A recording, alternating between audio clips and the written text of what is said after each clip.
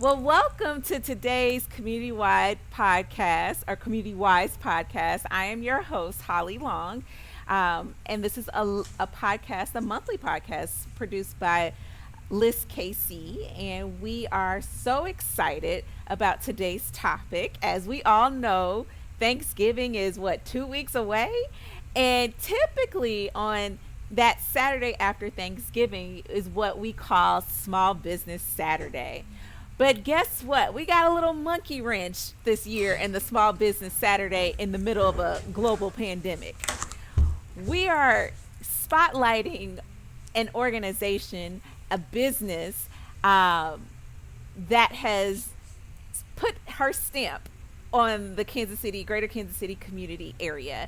I would like to present to you Core Lab Solutions CEO and founder, Wendy Ross. And if I can give you a little bit of info about Core Lab.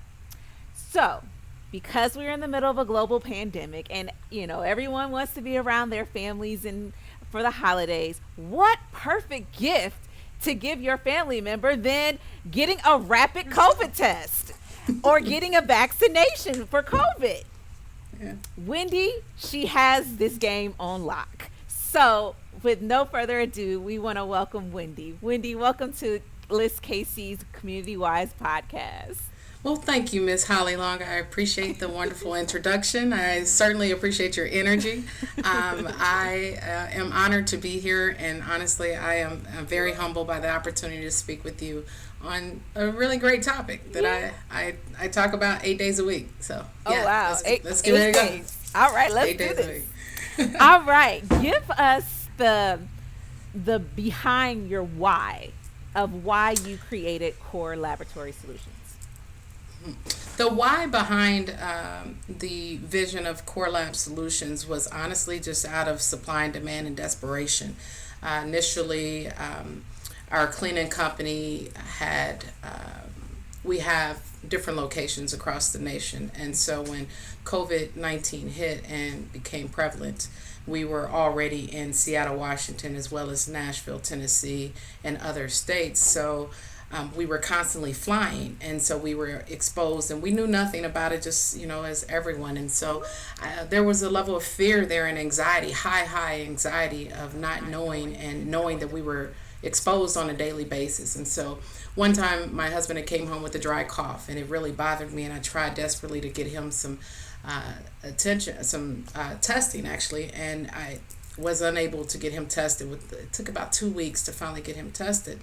And then my mother here in Kansas City became ill, and she referred to it as a head cold, and I didn't buy it. So she's elderly, and I wanted to make sure that she was taken care of, and I started making the same phone calls of rapid repetition, just trying to get someone, call this number, and absolutely found no one that was there to give me any reprieve, to give me any reference, to give me any solace in knowing that, hey, yes, we can take care of you. And so when I thought about that, and I thought about the less fortunate, I thought, let's look into this and see what we can do. And the more and more I looked into the market, the more and more upset, honestly, I got, and it stirred my spirit, because for the layman, there was no way for a family of four to get tested. The companies and rivals were price gouging. It was a free-for-all. And I thought, you know what, I can be the answer to at least this issue. And if we can save one life in the process, then that's a blessing. And so I took the assignment. As the young folks say, yes. I understood the assignment. You understood the assignment. Yes. I understood the assignment. So. Well, as a person who has benefited from your services, and with my family, I have a family of four, and three of us have been tested at your lab. Actually, I feel like I've been tested like twice there recently. Well, great. But it was an answer to a prayer for us. Because you are absolutely right. Here we are, a year and a half into this global pandemic. And, of course, testing it still isn't kind of an issue, especially in communities of Black and brown people or communities of color. I have an answer for that, too. Oh, what's that answer? Just go and throw it out. We have a mobile unit that was designed for that purpose. We do house calls, that was back in the day. Yeah. But why would we not do that now for the layman, for the shut in? Yeah. I'm a firm believer in being a blessing. And so when I see a gap, there's a way to fill it. So we partner with the local shelters both in Kansas and Missouri. We partner with the local Kansas City, Kansas Police Department, and we actually take the mobile unit out Wednesday mornings at 5 a.m. and visit different homeless camps to provide testing and vaccinations on site to people that are unable to get to us, that are unable to necessarily attend the mobile events. But I said all that to say that for the black and brown people that look like me, that talk like me, that don't talk like me, that don't look like me, it doesn't matter. I want to service anyone and everyone that needs help. Right. Specifically wanting to cater to my own. I mean, I'm born and raised in Kansas City, right here in Wyandotte County, and it has blown me away to be able to move away in 1999 and come back in 2021 and be able to provide a service that is helping not just on a commercial and economical level, but also one that is near and dear to me in terms of community service. Let's talk about the business side of all of this, because you All right. had to have some kind of business to help put this lab together. So can you talk to us a little bit about your background, your business background, and Sure. yeah. I have been a serial entrepreneur all my life, and essentially I have borrowed the tools from each one of my experiences and just put it into the belt and accumulated a lot of different resources and experiences that have helped to culminate into the Wendy that you see sitting before you. Unfortunately, I had to drop out in the seventh grade at Northwest Middle School just because of life circumstances and the fact that I was coming out of a dysfunctional, abusive, and broken home. It stirred a lot into who I am today and how I became the entrepreneur that I am. Perseverance and resilience is key to any CEO. In my hard knock degree, I've determined that there's a certain pedigree of persistence that you must have and excellence within yourself. So, self-taught on a lot of different things, trial and error, on the job training, but essentially just saying to myself, you know what, this is obtainable, but how do I do it? And so let's just talk about business. In the behind me, before we developed Core Lab Solutions, I had created a nonprofit organization that speaks to that community service. And that was the very first business, if you will, that really spoke to how to bring my business acumen into alignment with my spirituality and to bring those two together in a force that could positively impact my community. So, in aligning myself with my passion, with my purpose, I was able to walk into business with favor and with understanding that we will fall, we will fail at things, but how will we persevere and keep the momentum of the fall? There's a lesson in everything that we do. Gravity is your friend when you understand the mechanics of it, the mathematics behind it. So as things fall, where is the momentum, the driving momentum to bring it back to fruition, full circle? So when I developed the nonprofit organization, it wasn't moving and popping like I wanted it to, Holly. I wanted movement. I wanted to be able to serve 1,000 people, but yet my family and I were only able to service maybe 75 to 100 underneath the bridges of Nashville. We would provide clothing, coats and socks and different things that I was able to build, but it wasn't what I wanted. I wanted the as a business person, woman or man, you feel good when your phone is ringing and you feel bad when it doesn't, right? Because it means you're not driving business. And so I was not driving the way that I thought that I needed to. However, it gave me motivation and the time to do some market research. And so what I took the time to do was to take a look at what is a necessity. What can we do that will never go away in this business? I have followed trends before in other business models, but what can I do now? Having matured, and now I'm on the second leg of life. I'm on another stage, in my 40s and looking at things a lot differently than in your 20s and 30s. And so we came up with the cleaning business. And when that developed and we saw growth there, and my husband is a fabulous, fabulous partner, He has had 36 years of corporate experience. Oh So wow. when the two of us married ourselves in business, as we had in life, we were able to then grow from just a mom and pop small business of just mom and pop working, and now the kids to we grew up to about 150 employees out of the state of Washington. It's ebb and flow right now. I think we're technically on the payroll at 116, but I have 50 positions to fill. So if anybody's looking for a job in Seattle, Washington, give me a call. Nice All little right. plug there. Yeah, Um, yeah. so that would explain the journey of how I got here in terms of having the means. So Clean to the Core took off, and as you expect to go from 2 employees to 150, I ended up with a little bit of cash flow. Yeah. And in that cash flow, about a year and a half into it, we were contemplating just diversifying funds and trying to create a portfolio and create a legacy, because ultimately that's what I want to do. I want to create a homeless shelter.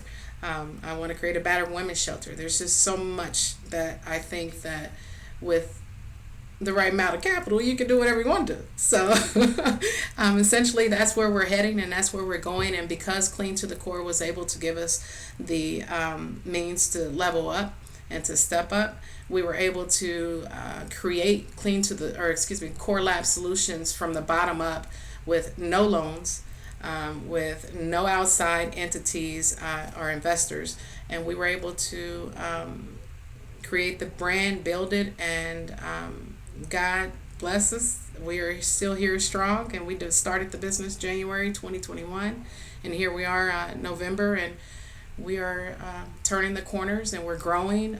We're expanding our services in different ways organically to be able to not only provide vaccine services to those that are interested in getting vaccinated, but also to provide services to those that are unable to get vaccinated, for different health illnesses. Also for those with religious issues that don't want, or not issues, excuse me, religious preferences that do not want or feel comfortable getting vaccinated. We have IV therapy solutions that can offer immune boosting to your system so that we can go directly into your system and bypass your GI tract. I'm getting away from things, but that's just the No, business model that's in terms perfect. of progression. So So, let's break that down a little bit. okay.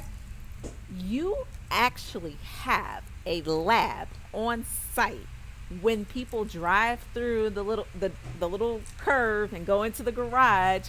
Yes. You have, if you look to the right, there is this space back there. I haven't been back there, but I saw it where Yes.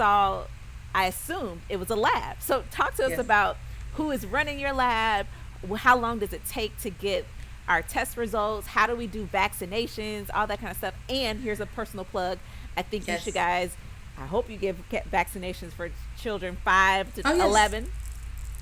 Listen, I'm here to save lives. I'm here to Yes. impact lives. Yes, we are full service. Okay. We have we have Pfizer, we have Moderna, we have J&J, Johnson and Johnson. We service all ages that have been approved through the FDA. We also do molecular testing, antigen and antibody testing. We also do strep throat and flu testing. Flu vaccines are also available, although we don't have any in stock right now. We can't keep them in. Yeah. However, these are services that we have already expanded into and currently doing right now. And the other ones in terms of the IV therapy. We also currently do IM shots, which are intermuscular shots that if you have a few different issues, whether it be dehydration or i.e. a hangover, we have a cocktail for you that will be able to boost you up and get you rehydrated and send you out your way, and you feel better instantly, right? We also have a beautification concoction where it helps to improve your skin elasticity and just all these different things. And then it goes on and on from there in terms of a la carte. But those are the affluent services that we're moving into where we see trends. Trends oftentimes in business can lead to profit margins. However, if you put your business model contingent upon that trend, then of course, then you could easily fall by the wayside. But there's no problem in getting in on a trend that you see is developing. And for me, it really ties into the whole vaccination concept because I understand and respect people's religious views. I understand and respect the doctors when they, give the advice that perhaps you should avoid this. What I don't respect is the fact that somebody's not out there working towards a solution for those people. Everybody matters, everybody counts, and it should not matter your economical status. It should not matter your race. It should not matter your sex. It should not matter on a ton of different political factors that I don't care to really talk about. But I just want to respect those that are on either side and provide a solution to both. Oh, wow. That's awesome. Okay, so as an entrepreneur, a serial entrepreneur from, I'll say, from the birth to now, Yes. um, what has been the hardest for you as a black woman being an entrepreneur and in this entrepreneurial space and just even your access to capital? So just a little bit about LISC, and I know you know this a little bit. We have what we call an entrepreneur support um, BDO, Business Development Organization Network, in which we help entrepreneurs of color provide access to capital. So we actually have people, organizations that work with us to provide technical assistance for whether that's accounting, legal services, how do you become bankable, things of that nature for Well, black and brown and people of color, specifically in the distressed areas of the greater Kansas City metro area. And so, because you are who you are, Wendy Ross, and you have come up through the ranks, what would you say has been your biggest challenge? And what advice do you have for other entrepreneurs, whether they are entrepreneurs of color or our other brothers and sisters who are others? are experiencing the same thing. Yeah. Exactly. I would suggest to you capital. I am self financed, and that has made things easier in one hand. I don't have to ask anybody what to do, but complicated in the other because I can't always do what I want to do when I want to do it. So that being said, about your plug, I need about 2.5 million right now. I had a conversation meeting last night that lasted about 9:30 last night, and 2.4 came up on the table. I think if I secure 2.5 with you, I'd be good. So maybe we should talk We offline. should. There you go. Okay. All right. Okay. So as far as what is the most difficult part about being a black woman in business is being an invitation to capital, an invitation to the table, an invitation to bring and present what it is that you do in business. So often, and I might have shared this with you offline, I know I do also conduct motivational speaking through our nonprofit organization. And oftentimes, as I'm talking, I make it a point to say that I had to build the table. I wasn't invited to the boardroom, so I built my own. And now I can make phone calls and suggest to people, hey, listen, be here at such and such time, and now it seems like but a snap of a finger things happen. But that comes with having proven yourself one and having the capital to do it. I was blessed in a way that the right time, the right place, and to be prepared for a time such as this. I really honestly always want to bring it back to God, because there is no way that when you look at my bio and you look at an entrepreneur such as myself that dropped out of the 7th grade, who had a child that was raped, molested, homeless, slept outside of buildings, later tried to go back and re-enroll herself into 10th grade only to get kicked out of school again, had a child or got pregnant at 15, had a child at 16. That girl's not supposed to be sitting where I'm sitting, according to society. And so what was the hardest thing? First of all, conquering my own demons and my own self and saying, yes, you can do that. So what? They said that you can't. They said that you wouldn't. They said what you aren't. They said so many negative things about you. But why don't you talk about or take this cesspool of energy Mhm. clean it up, filter it out, Mhm. use the takeaway, leave behind what you can't, Mhm. and then see where the sky is. So I specialize in breaking ceilings. Yeah. I if I don't get an invitation, sometimes my left and right foot just show up.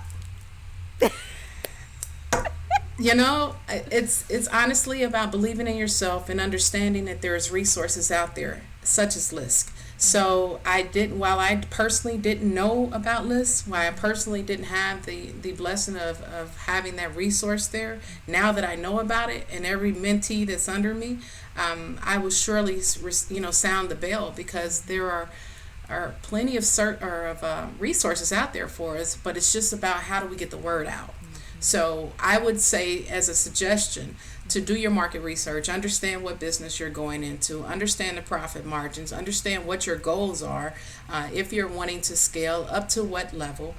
What is your time frame in doing so? What is your realistic means to accomplishing that goal? What is your credit score? How did you, take care of your financial personal business in order to even begin to get into capital lending in the commercial realm? Yeah. So there's a lot of different aspects about it.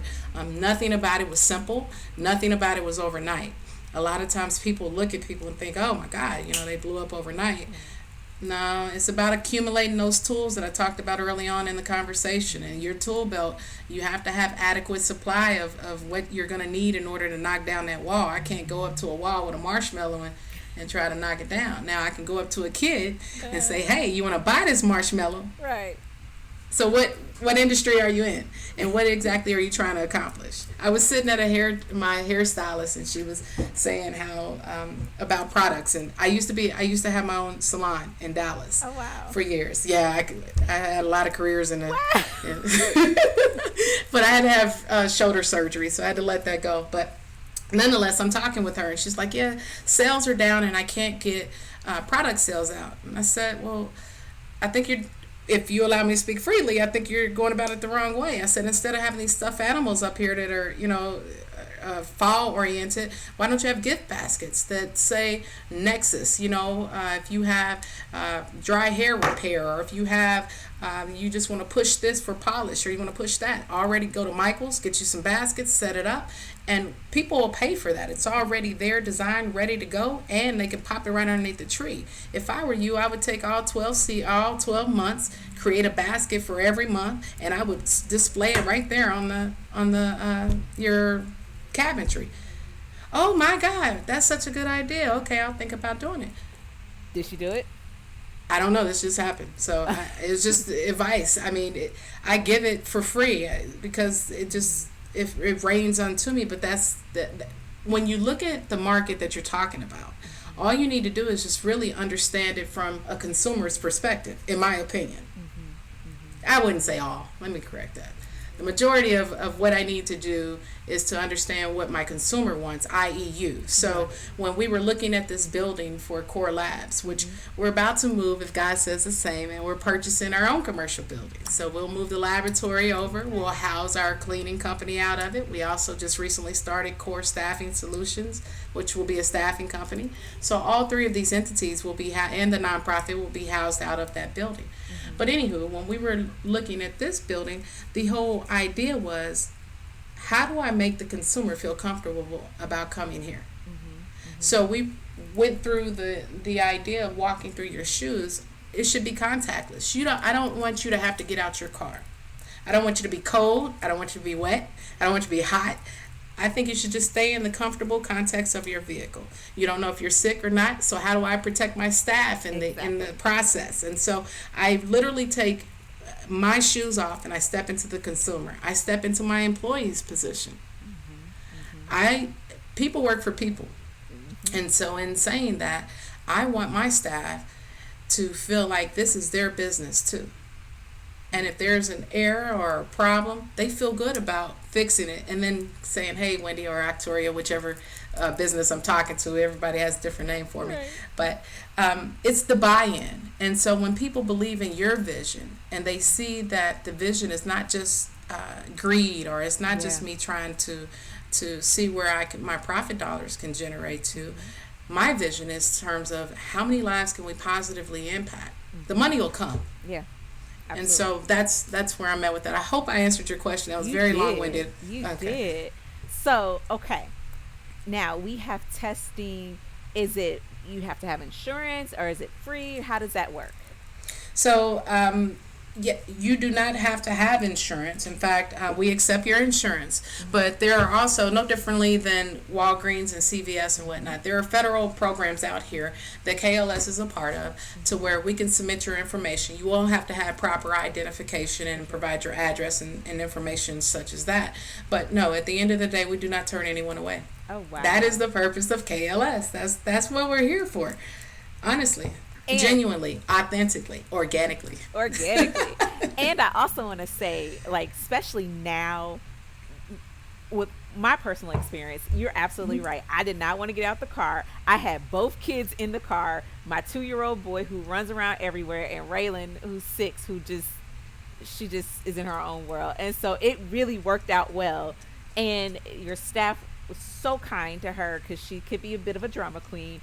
And they had a sucker for her. They got me, they got her. Then my husband was in the car before us because he was going somewhere else. I was like, not until you get your test results, but whatever. I like Yeah, it. literally. And so he got swabbed, and literally, We not have doggy treats for doggies that come up. I saw that.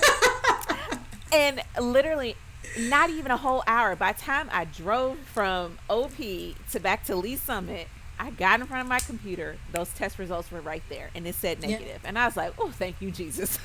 You going to That school?" that right there, that moment right there, when you know, and even if it's positive, which You we're still know.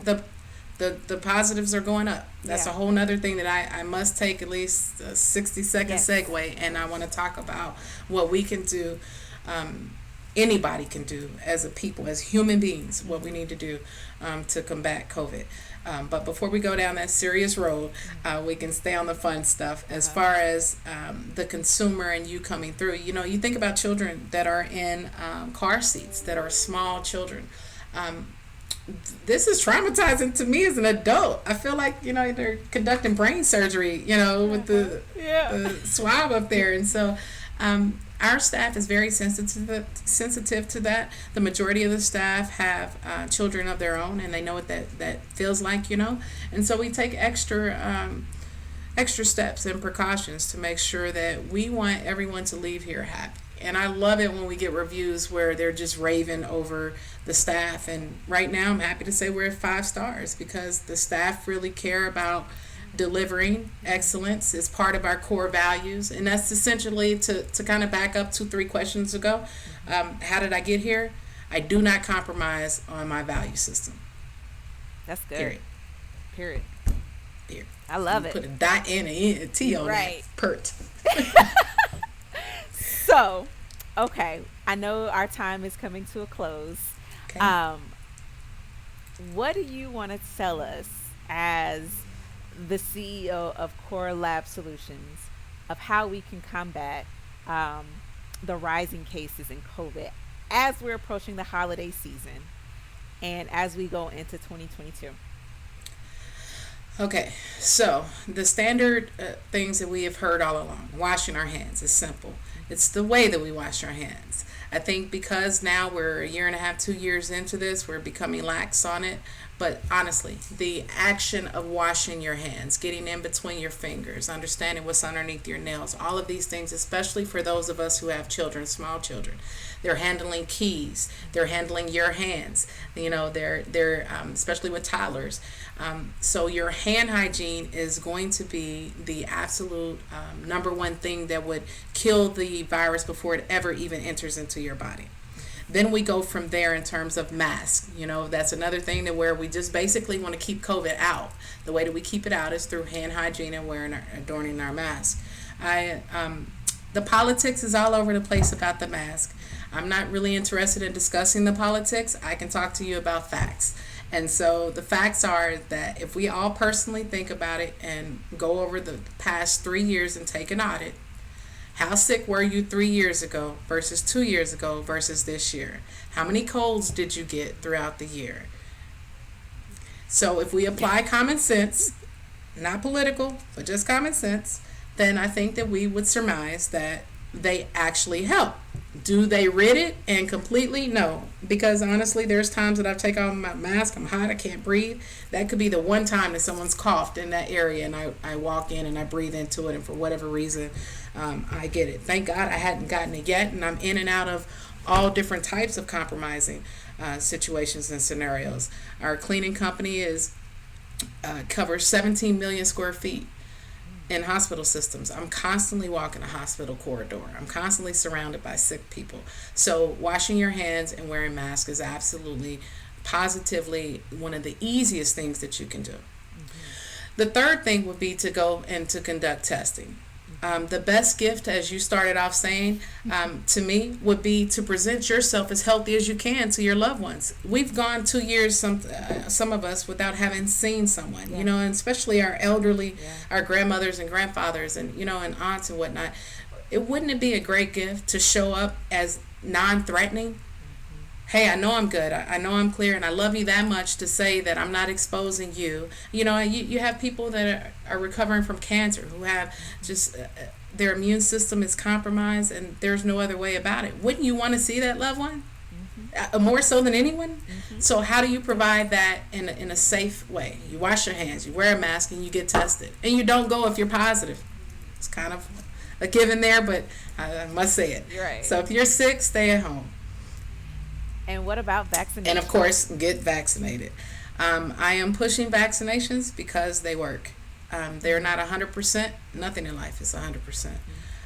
No, they haven't been out 20 years, and I don't have 20 years worth of data research. However, data research is ongoing, is currently being conducted, no differently than a flu vaccine. Each year, the strands change, things are modified. So I expect the same modification when it comes down to the COVID vaccine. In fact, I think there's far more scrutiny and eyes on this situation than any other vaccine known in time that I'm aware of, at least in my lifetime. So I endorse it. However, I'm not going to beat anyone over the head about it, except for my family. Exactly. I do. Family. I give them the business. If for no other reason, out of love. Yeah. And that I recently just attended 3 weeks ago. My spiritual brother, he passed away of COVID because he did not get the vaccine. Hurts. He's a man of God. He was a young minister, 32 years old. And he did not know what he did not know, and he believed in what he thought that he knew to be true, and that it would not harm him, and yet it did. And so it hurts me to have now that void in my life, and I would not be myself or true to myself if I did not share that story with others to say that this is something. Now, he could have actually gotten the vaccine and still passed away. Scientifically, I don't know that, or the difference or the fallout. But what I recommend is that you get the vaccine if you can. If you cannot, then I would recommend immune boosters. Understand what it is, your deficiencies. Get your blood levels checked. Understand, what it is that your body is needing, and then eat healthy. Replace those nutrients that you're not getting. Perhaps you're not getting enough. But either way, pay attention to your body. Take COVID seriously. It's not going to freeze and go away. It's here, and I think honestly it has and will become a way of life. Yeah. It seems like that. 2 years in. 2 years in. Well, thank you so much, Wendy, for your time, your vision, being obedient to the call on your life and to the call that is affecting my life and everyone else's life No. that comes through Core Laboratory Solutions. We just wish you nothing but the best, and thank you, thank you, thank you for being a true community resource. Well, happy to. Again, we do home servicing. We do mobile events, so with churches, with homeless shelters, with stadiums, you name it. Corporations for sure. We have business to business contracts. So we're here to help in any way that we can. Nothing is too big, nothing is too small. All right.